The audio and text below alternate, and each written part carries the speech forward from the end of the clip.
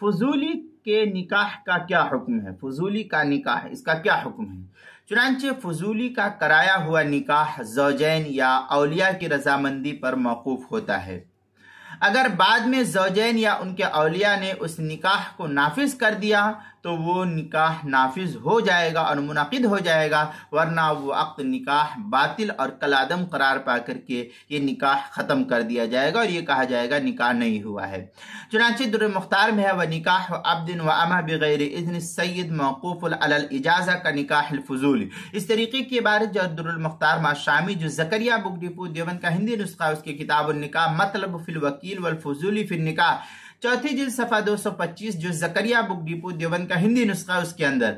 इसी तरीके से जो बैरूत का छपा हुआ नुस्खा है उसकी चौथी जिल्द सफ़ा 163 और 164 पर इसको नकल किया गया, जो दारू इहया तुरासिल अरबी बैरूत का छपा हुआ नुस्खा है फतावा शामी का।